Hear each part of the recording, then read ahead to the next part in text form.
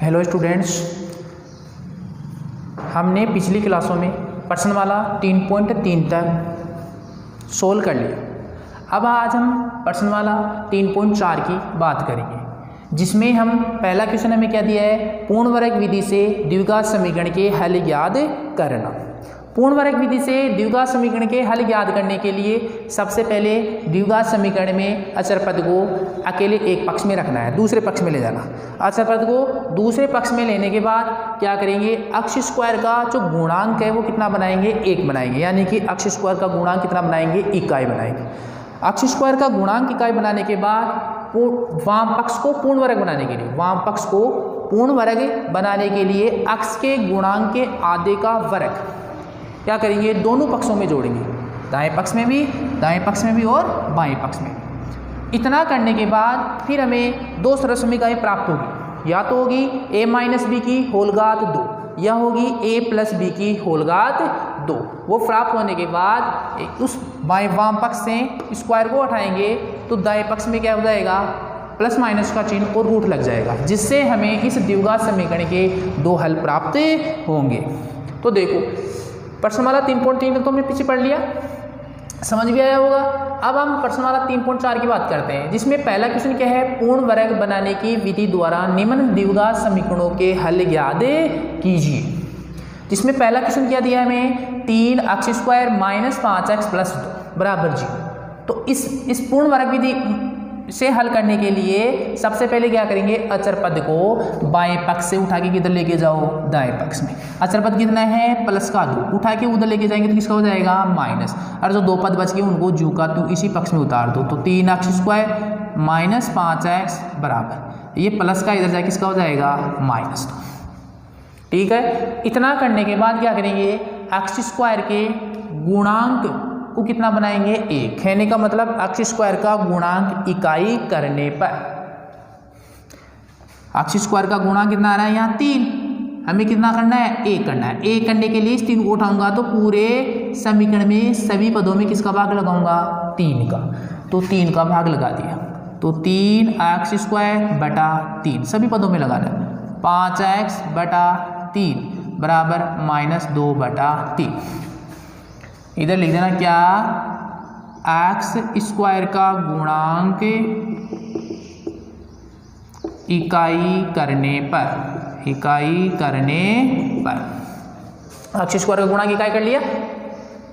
इकाई करने का मतलब अक्ष स्क्वायर का गुणांक कितना बनाना है, 1 बनाने के लिए पूरे समीकरण में किसका भाग लगा दिया, 3 का। 3 से 3 कट हो गया, क्या बच गया, अक्ष स्क्वायर माइनस 5 बटा 3 x बराबर माइनस के 2 बटा 3। इतना समझ में आ गया।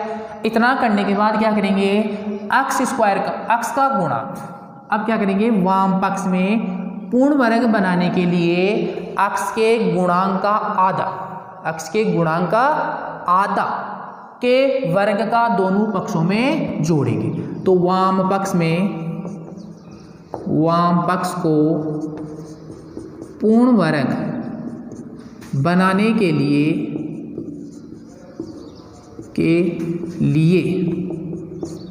अक्ष के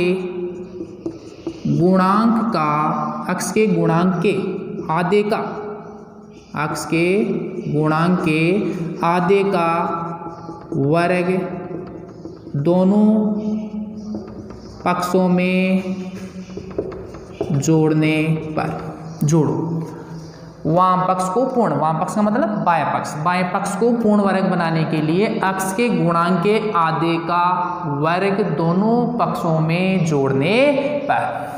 तो बताओ अक्ष का गुणांक कितना है, 5 बटा 3। अक्ष का गुणांक कितना है, 5 बटा 3।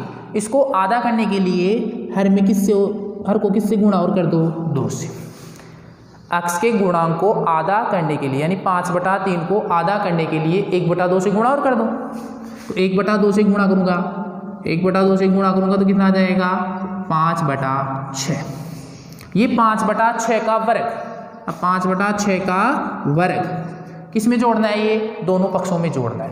तो अक्ष का गुणांक का आधे का वर्ग दोनों पक्षों में जोड़ने पर, तो जोड़ेंगे तो अक्ष स्क्वायर ऐसा कैसा 5 बटा 3 अक्ष ऐसा कैसा जोड़ दिया, बाएं पक्ष में भी जोड़ दिया कितना 5 बटा 6 का होल स्क्वायर और -2/3 प्लस जोड़ दिया ये भी किसमें, दाएं पक्ष में, 5/6 का होल स्क्वायर। अब बताओ यहाँ सर्व समीकरण का लगा देना। देखो a² b² और ये बीच वाला है ना, ये आएगा 2ab, ये क्या आएगा 2ab। तो या तो सर्व समीकरण लगेगी a² - 2ab plus b², minus तो माइनस वाली और प्लस हो तो प्लस वाली, या तो लगेगी a² - 2ab प्लस b², क्या लगेगी a² + 2ab प्लस b², इन दोनों में से एक लगेगी। बताओ a² - 2ab प्लस b² बराबर क्या होता है, a - b की होल घात 2, a - b की होल घात 2, और a² - 2ab प्लस b² बराबर क्या होता है, a प्लस b की होल घात 2। तो इन दोनों में यहाँ बताओ कौन सी लग रही है, ये ऊपर वाली लग रही है, ये लग रही है, क्यों, क्योंकि यहाँ माइनस आ रहा है, अक्ष का गुणांक में जो चिन्ह आ रहा है वो कौन सा आ रहा है, माइनस का आ रहा है यहाँ, तो माइनस का आ रहा है तो उसका माइनस वाली, अगर यहाँ भी प्लस होता तो ये कौन सी लग जाती, नीचे वाली। अब यहाँ देखो पता चल गया कैसे लग रही है, हम बताओ इन पदों को यूँ लिख सकते हैं, यानी x² - 2 × x × 5/3 प्लस 5/6 की होल घात 2, x² - 2 × x × 5/6 × 5/6 की होल घात 2। तो बताओ a² - 2a, ए का मान x है, इंटू b का मान 5/6 प्लस 5/6 की स्क्वायर, 2 से ये 6 कट जाएगा, बताओ वही आया नहीं है, x² - 5/3x प्लस 5/6 की होल घात। तो बताओ इस समीकरण लग रही है, नहीं लग रही है, लग रही है कौन सी, a² - 2ab प्लस b²। तो बताओ क्या होता है, a - b की होल घात, तो a का मान तो कितना है x और b का मान कितना है 5/6, तो ax - 5/6 की होल घात कितनी, 2 बराबर माइनस के 2/3 प्लस 25/36, खोल दिया, 5 का स्क्वायर 25 और 6 का स्क्वायर 36। सीधी सी बात है, यहाँ श्रेष्मी का अगर माइनस हो तो माइनस लगा देना, अगर यहाँ प्लस हो तो यहाँ भी क्या आ जाएगा प्लस, एक्स का एक्स, अरे जो दोनों पक्षों में जोड़े थे वर्ग, उसका बीच वाला पद लिख देना, कितना 5/6, तो 5/6, अगर मान लो यहाँ 1/3 होता तो यहाँ भी कितना लिख दे 1/3, यहाँ माइनस हो तो माइनस, यहाँ प्लस हो तो प्लस, ठीक है। तो x - 5/6 की होल घात 2 बराबर, इसको हल करेंगे, बताओ लैसे कितना आएगा यहाँ 36, 3 का भाग 36 में 12 बार, 12 को -2 से गुणा करेंगे तो कितना आएगा -24 प्लस 25, 36 का भाग 36 में एक बार, 1 को 25 से गुणा करेंगे तो 25, x - 5/6 की होल घात कितनी 2 बराबर 25 में से 24 किया तो क्या बचेगा 1, विपरीत चिन्ह तो घटाते हैं, प्लस का बड़ा है 25 बड़ी है, 25 के साथ प्लस है तो ये प्लस का बचेगा कितना 1/36। अब बताओ इधर से एक पक्ष से स्क्वायर हटा तो दूसरे पक्ष में क्या जाता है, प्लस माइनस का चिन्ह और रूट लग जाता है, तो बताओ इधर क्या आ गया,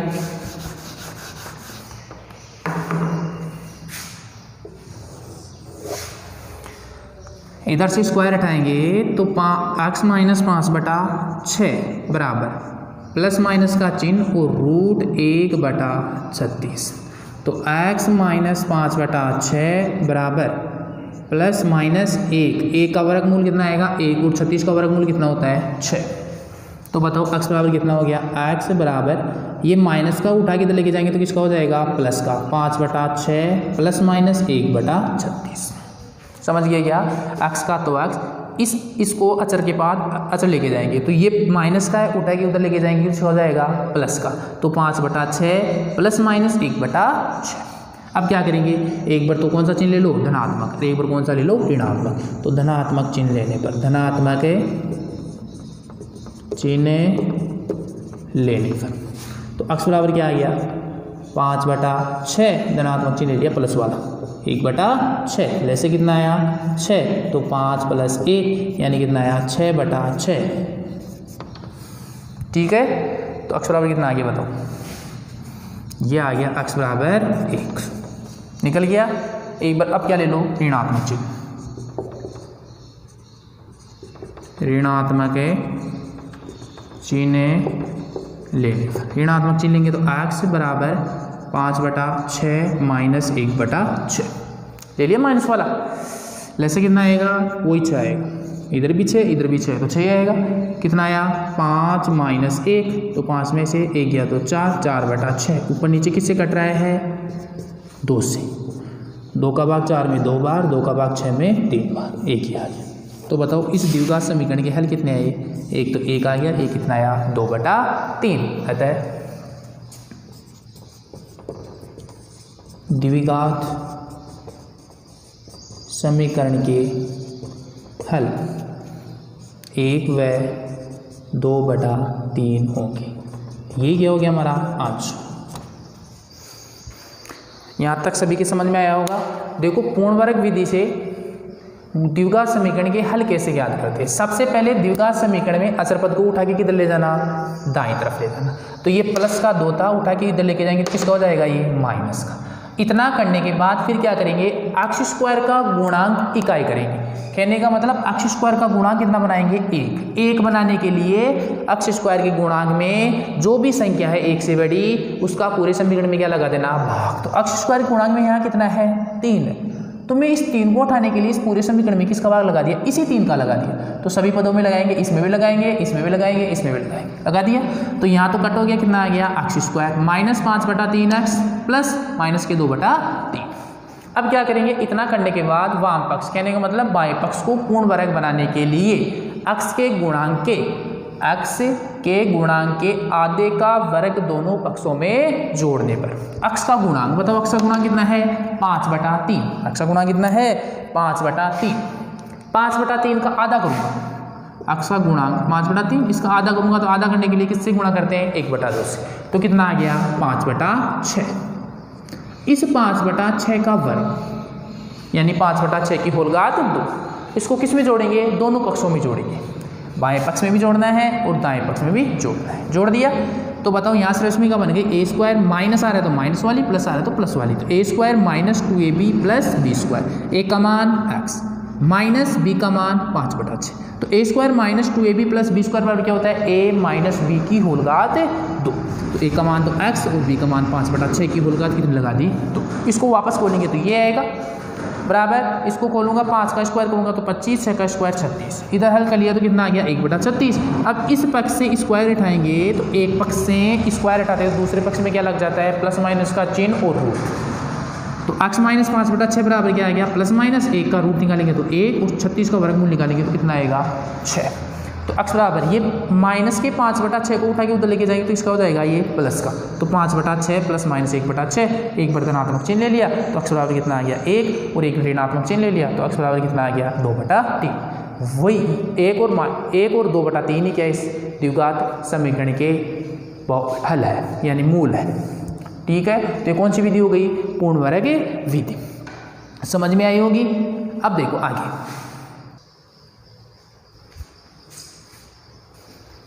देखो 3.4 में पहले का तीसरा और देखो, इसको भी किससे करा रहा है पूर्ण वर्ग बनाने की विधि से हल करा रहा है द्विघात समीकरण का, है ना। तो सबसे पहले क्या करेंगे, इसमें भी पूर्ण वर्ग विधि से हल करने के लिए सबसे पहले अक्ष स्क्वायर का गुणा, तो ऐसा कैसा 3x भी ऐसा कैसा, लेकिन अचर पद को उठा के किधर लेके जाते हैं दाएं पक्ष में। प्लस का हो तो माइनस में, माइनस में हो तो किसका हो जाता है प्लस का। तो ये किसका है यहाँ प्लस का, उठा के इधर लेके जाएंगे तो किसका हो जाएगा -5। ठीक है, इतना करने के बाद क्या करते हैं अक्ष स्क्वायर के गुणांक को इकाई करने पर, अक्ष स्क्वायर का गुणांक कितना है 4, तो इस 4 का पूरे समीकरण में भाग लगाएंगे। तो अक्ष स्क्वायर का गुणांक कितना बनाएंगे इकाई, तो अक्ष स्क्वायर का गुणांक इकाई करने पर, अक्ष स्क्वायर का गुणांक इकाई करने पर, तो अक्ष स्क्वायर का गुणांक इकाई करने पर किसका भाग लगाएंगे 4 का, क्योंकि अक्ष स्क्वायर का गुणांक 1 करना है, 1 करने के लिए 4 को उठाना पड़ेगा। तो 4 का इस पूरे समीकरण में किसका भाग लगाएंगे 4 का। तो सभी पदों में लगा दिया 3x/4 बराबर -5/4। 4 से 4 कट के हो गया, कितना हो गया अक्ष स्क्वायर प्लस 3/4x बराबर -5/4। यहाँ तक समझ में आ गया। अब क्या करेंगे, वाम पक्ष को पूर्ण वर्ग बनाने के लिए x के गुणांक का आधे का वर्ग दोनों पक्षों में जोड़ने पर, मैं मतलब वाम पक्ष को पूर्ण वर्ग बनाने के लिए x के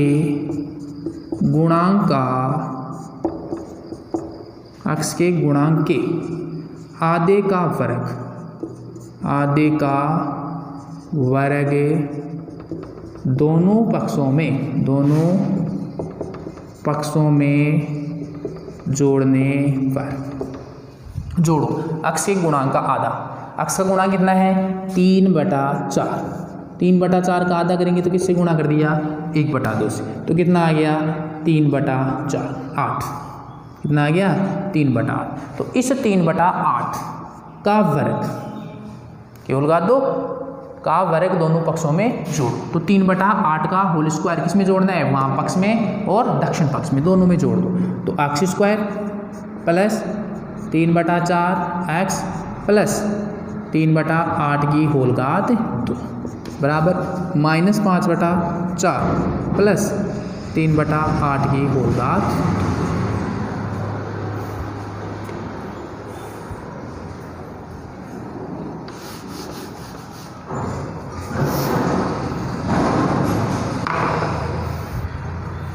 तो देखो यहाँ कितना आ गया x²। सरसमी का लगा दो यहाँ, बताओ सरसमी कौन सी लग गई, a² - 2ab + b²। प्लस वाला लग रही है तो a प्लस b की होल घात 2। a का मान कितना है x प्लस b का मान 3/8 की होल घात कितनी 2 बराबर माइनस के 5/4 प्लस 3 का स्क्वायर 9, 8 का स्क्वायर 64, तो 9/64। इधर क्या है x प्लस 3/8 की होल घात 2 ऐसे कैसे। इधर क्या करेंगे लैसे लेंगे, हर का ही लैसे लेते हैं हमेशा। 4 और 64 का लैसे कितना आएगा, 4 और 64 का लैसे आएगा 64। 8 4 का भाग 64 में कितनी बार किया 16 बार। 16 को 5 से गुणा करेंगे तो 16 पंजे 80 प्लस 64 का 64 में एक बार 1 को 9 से गुणा करेंगे तो 9। बताओ माइनस के 80 में से 9 गया तो क्या बचेगा माइनस का 71 बटा कितना 64। इधर क्या है x प्लस 3/8 की होल घात कितनी 2। अब यहाँ देखो दाएं पक्ष में क्या आ रहा है माइनस के 71/64। अगर ये संख्या माइनस में आ जाए, ये संख्या किस में आ जाए माइनस में, तो ये द्विघात समीकरण क्या कहलाएगा काल्पनिक कहलाएगा। और काल्पनिक आते ही उसके मूल हम याद नहीं कर सकते, अर्थात हल याद नहीं होंगे। तो बताओ यहाँ माइनस का 71/64 आ रहा है क्या, हाँ माइनस का 71/64 आ रहा है। तो इसका मतलब क्या है किसी भी संख्या, ये संख्या है किसी भी संख्या का वर्ग, इधर वर्ग आ रहा है तो इधर हमेशा क्या आएगी प्लस में आएगी। अगर एक पक्ष में किसी भी संख्या का वर्ग हो तो दूसरे पक्ष में आने वाली संख्या हमेशा किस में होनी चाहिए प्लस में होनी चाहिए, लेकिन ये आ रही किस में है माइनस में। तो इसका मतलब ये क्या कौन सा मूल है, ये समीकरण कौन सा है काल्पनिक। तो नीचे लिख देना चूंकि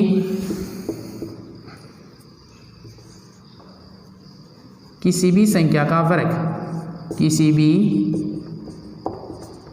संख्या का वर्ग ऋणात्मक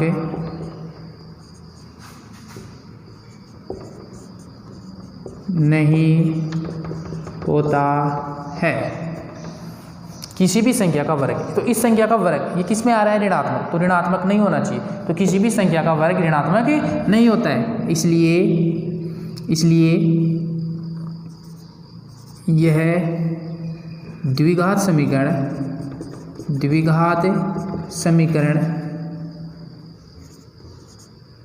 काल्पनिक है, वास्तविक नहीं कहने मतलब द्विघात समीकरण काल्पनिक है। अतः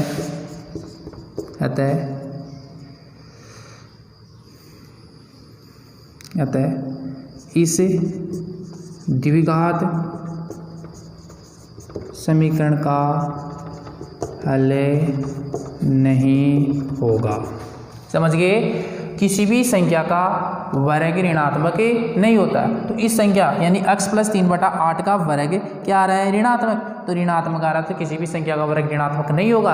अगर ऋणात्मक हो गया तो यह द्विघात समीकरण क्या कहलाएगा? काल्पनिक। अतः इस द्विघात समीकरण का हल नहीं होगा, जो काल्पनिक होता है उसका हल नहीं होगा। समझ में आ गया क्वेश्चन? सभी के समझ में आ गया? क्वेश्चन नंबर पहले का तीसरा है।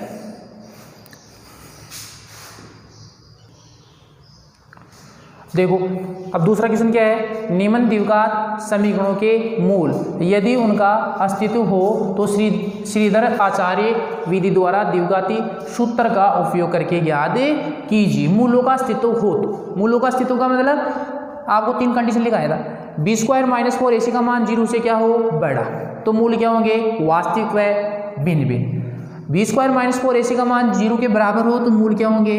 वास्तविक व समान। और b² - 4ac का मान 0 से छोटा हो तो मूल क्या होंगे? काल्पनिक। तो मूलों का अस्तित्व 2 कंडीशनों में होता है। कौन कौन सी में? एक तो b² - 4ac, b² - 4ac greater than 0, एक तो इस बेस्ट कंडीशन में होता है। और एक कौन सी में होता है? b² - 4ac बराबर 0। इन 2 ही कंडीशनों में क्या होता है? मूलों का अस्तित्व होता है। मूलों का क्या होता है? अस्तित्व होता है।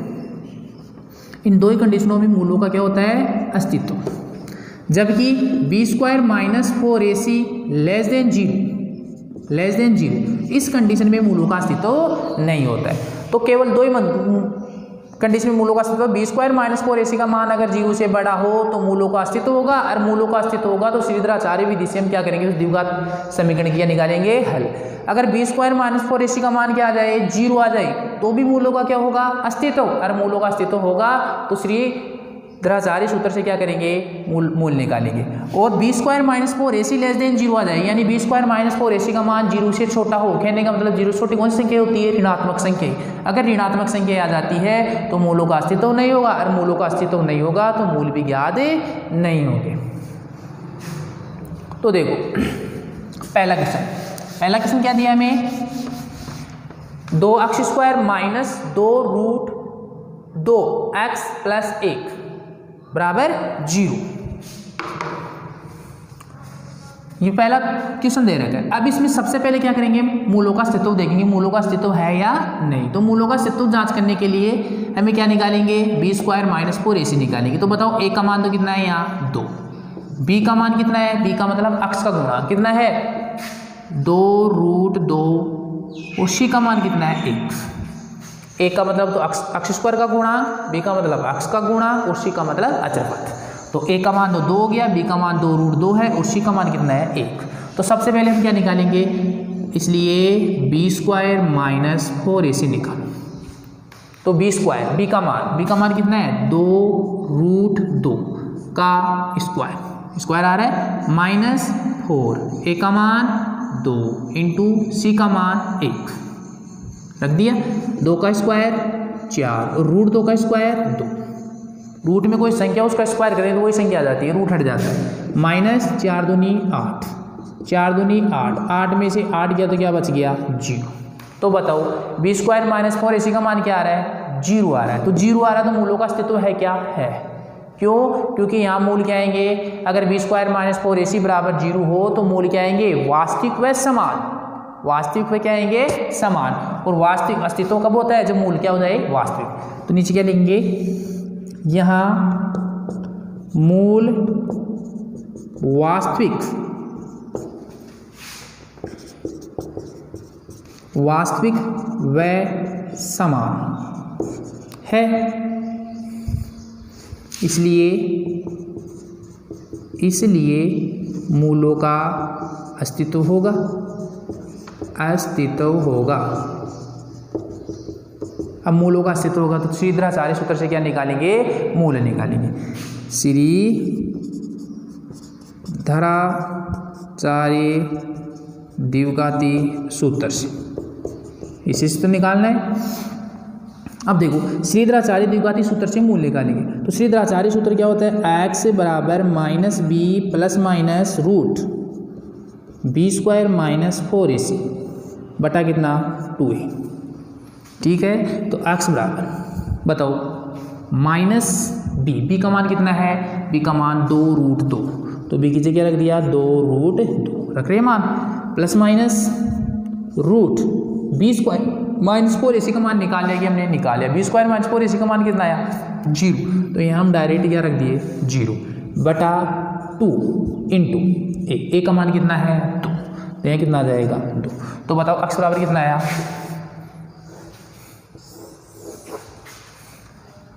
x बराबर कितना आया -2√2 प्लस माइनस 0 का वर्गमूल निकाले 0 आएगा बटा 2 दूनी 4। अब एक बार तो क्या ले लो धनात्मक चिन्ह और एक बार क्या ले लो ऋणात्मक,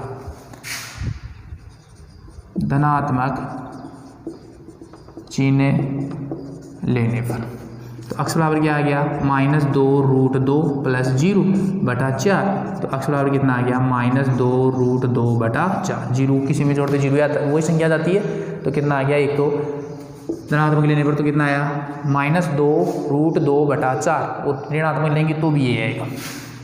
अब ले लो ऋणात्मक चिन्ह लेने पर, ऋणात्मक लेंगे तो क्या आ जाएगा x बराबर -2√2 प्लस माइनस 0 बटा 4, तो कितना आया -2√2 बटा 4। 0 का कोई प्रभाव नहीं पड़ेगा, इसलिए मूल क्या आ गई वास्तविक व समान, दोनों समान ही तो आ रहे हैं। x बराबर -2√2 बटा 4 और -2√2 बटा 4,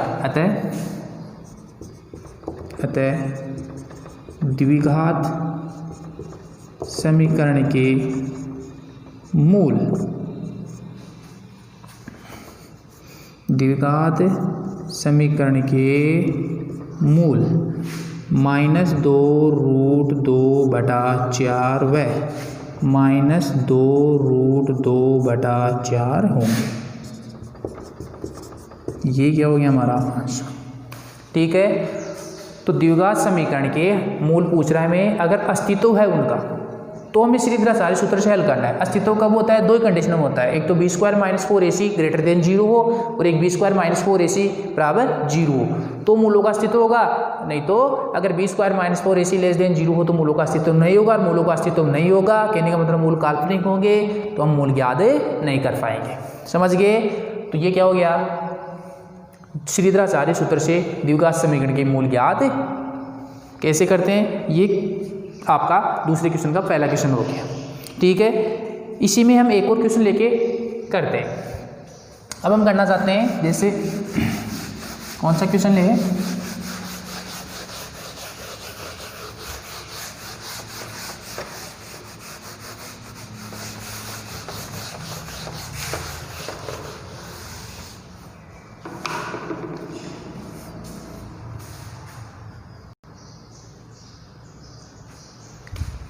इसी का देखो तीसरा क्वेश्चन हो, देखो तीसरा क्वेश्चन क्या दिया हमें, x + 1 बटा x बराबर 3। सबसे पहले ये द्विघात समीकरण है क्या, नहीं, इसको द्विघात समीकरण में बदलेंगे। तो द्विघात समीकरण में बदलने के लिए इसको हल करो तो बताओ लैसे कितना आएगा, इसके नीचे कितना है 1, तो 1 और x का लैसे कितना आएगा x, 1 का भाग x में x बार, x को x से गुणा करेंगे तो x² प्लस x से x का भाग x में 1 बार, 1 को 1 से गुणा करेंगे तो 1 बराबर कितना 3, वज्र गुणा कर दें, इसके नीचे कितना है 1, इसको इससे इसको x² प्लस 1 को 1 से गुणा करेंगे तो x² प्लस 1 बराबर 3 को x से गुणा करेंगे तो 3x, तो क्या आ गया x², इसको उठा के इधर लेके आएंगे तो किसका हो जाएगा, ये प्लस का इधर किसका हो जाएगा -3x प्लस 1 अचर पद को लास्ट में लिख लिया बराबर कितना 0। ये क्या प्राप्त हो गया हमें द्विघात समीकरण। अब द्विघात समीकरण में यहाँ a का मान तो कितना है 1, b का मान कितना है -3 और c का मान कितना है 1। सबसे पहले मूलों का अस्तित्व की जांच करेंगे कि मूलों का अस्तित्व है या नहीं। इसके लिए हम क्या निकालेंगे, b² - 4ac, b का मान -3 का स्क्वायर, b² आ रहा है तो -3 का स्क्वायर माइनस फिर कितना है 4, a का मान 1 इंटू c का मान 1, तो कितना आ गया, माइनस का चिन्ह घात सम हो तो प्लस का हो जाता है, 3 का स्क्वायर कितना हो जाता है 9 और 4 कितना आ गया 5। बताओ ये 5 0 से बड़ा है क्या, हाँ, तो b² - 4ac का मान क्या आया 0 से बड़ा। 0 से बड़ा हो तो मूल क्या होंगे, वास्तविक व भिन्न भिन्न। यहाँ मूल वास्तविक व भिन्न होंगे, इसलिए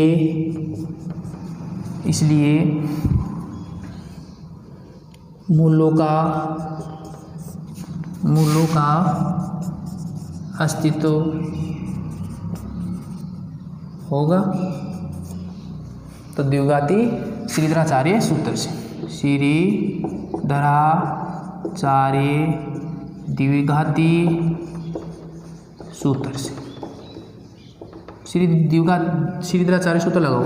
x बराबर minus B plus minus root B square minus 4ac बटा 2a।